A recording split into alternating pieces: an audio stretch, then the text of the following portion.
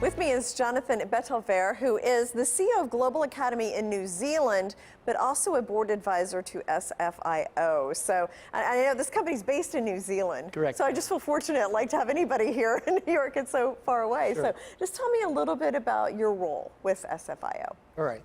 As the CEO for the Global Academy in New Zealand and SFIO being a US listed here in the US, basically I support the whole conglomerate in terms of developing their people, because right now they have three major divisions, right? Yeah. For 2021, they've been successful in restructuring the organization. That's why we now have the food and beverage, the real estate, and the technology. So my role as a board advisor is to really develop leaders within the organization as they expand globally. Okay. With all the divisions? Yes. Okay. So that's your main goal. Sure. Like, how do you do that? How do you develop leaders? With my experience for the last 25 years, people will always be the asset of the organization. So for every organization to expand, we really have to align, of course, the values, the visions, and objectives of each and every organization.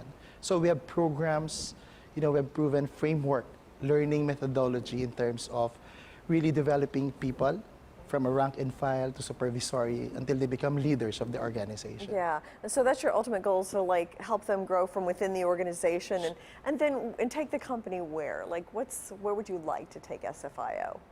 Right, yeah, right now, because of our success in restructuring the organizations, we really would like to solidify these divisions and grow, like for instance, the food and beverage, which is the front runner of the organization, wherein this is the entry for the global expansion.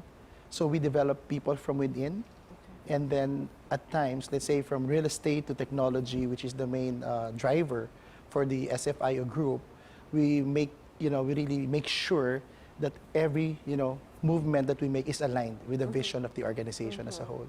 And you mentioned the beverage part of it as a leader. So it's like coffee, right? That was expanding, I know, in New Zealand and Australia. And because of our success in New Zealand, the Epiphany Cafe brand, right? So this is our entry right now in the US, in Asia, and in Dubai. So our hero product or company is Epiphany Cafe, wherein we were able to develop like more than 30 stores. And we are so excited to be here in the US as we establish the first 50 stores for next year. It's Epiphany Cafe, right? That's right. And where will those be located in the U.S.? We're looking at the West Coast, specifically California, and of course here in the East Coast, in New York, and Midwest as well. Yeah. So at least for the first 50 sites for 2022. Okay. So what were some of the main accomplishments of 2021?